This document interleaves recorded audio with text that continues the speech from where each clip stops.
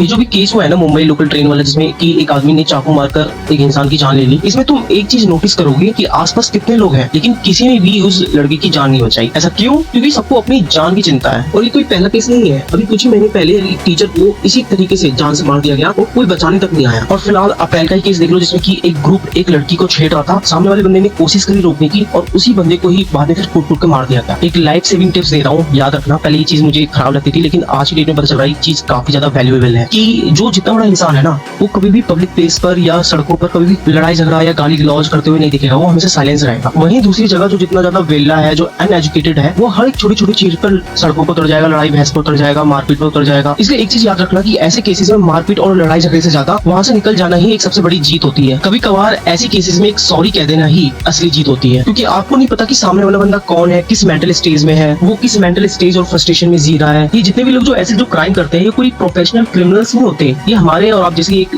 लोग होते हैं। भले ही सामने वाला कितना कमजोर हो, लेकिन रिस्क नहीं लेना है भाई। हो सकता है कि सामने वाले के पास कुछ होने के लिए हो ही ना, और जेल जाने के लिए उल्टा और रेडी हो सकता है कि उसका कोई पॉलिटिकल बैकग्राउंड हो। अभी तो तुम उसको कमजोर समझकर जोश जोश में हाई में उसको मार दोगे। हो सकता है कि कल के दो रैंडम पर्सन आके तुम्हें कहीं ठोक के चल जाए, तुम्हारा पूरा करियर दांव पे लग जाएगा। तुम्हारे पीठ पीछे तुम्हारा करियर है, तुम्हारी खुद की फैमिली है, वो तो कुछ समय के बाद जेल से रिहा भी हो जाएगा, क्योंकि इंडिया में बहुत प्यारा जस्टिस सिस्टम है भाई हमारा। अभी देखना कुछ समय बाद ये इंसान भी रिहा हो जाएगा, अगर इसके पास अगर अच्छा खासा मोटा तगड़ा अगर पैसा है तो, या पीठ पीछे कोई पॉलिटिकल कनेक्शन है तो। लेकिन इसके बाद अगर तुम्हारी फैमिली पे बात आ जाए और तुम्हारे पास वहाँ कोई दूसरा ऑप्शन है नहीं, तो इसके लिए मैं कहूँगा कि तुम मार्शल आर्ट सीखो और दबाकर जिम करो। और बाकी का तुम्हारा मेजर फोकस होना चाहिए कि मुझे पैसा कमाना है, पैसा नहीं कमाना, अंधाधुंध पैसा कमाना है, ताकि तुम अपनी फैमिली को एक अच्छा सा घर दे सको और इन भीड़ और क्राउडेड सिस्टम से दूर जा सको, क्योंकि आखिर में पैसा ही हर एक का सोल्यूशन है।